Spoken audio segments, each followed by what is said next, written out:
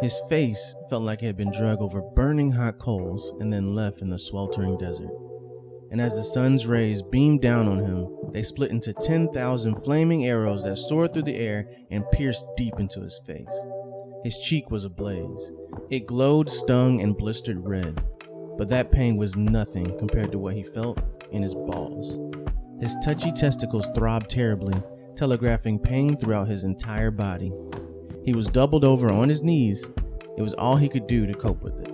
A slap to the face, a knee to the groin, a punch to the cheek, over and over again.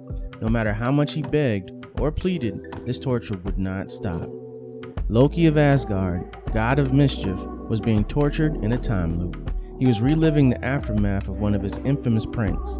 He thought it would be funny to cut off the hair of one of the strongest warriors in Asgard, Lady Sif. Unfortunately, she did not respond kindly to her free haircut. A slap to the face, a knee to the groin, a punch to the cheek. Lady Sif's 3-hit combo laid Loki out every time, but he kept dragging himself up from the floor, only to be barraged by her again and again moments later. In a fit of exhaustion, excruciating pain, and extreme desperation, he tried the only thing he had left. He actually thought about how his actions impacted others. He put himself aside and thought of another person's feelings, and he honestly considered the motivations of his actions. This was growth. This was a new Loki, balls sold separately. Sif approached him, head half shaved and daggers in her eyes. Her left hand was balled into a fist, clenching her lost locks of hair. Loki slowly pulled himself to his knees and tried to apologize. He explains that he chopped off her hair because he thought it'd be funny. To his credit, she did look crazy. Her hair looked like a palm tree caught in a hurricane, tore up. He mentioned that his jokes aren't funny and he only does the things he does because he craves attention. He's a narcissist and scared of being alone.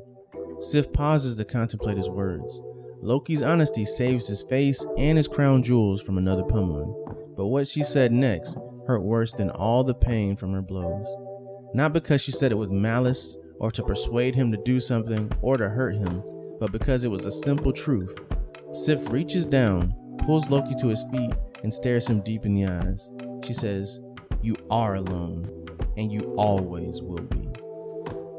Loki is such a relatable character because he shows us a part of ourselves.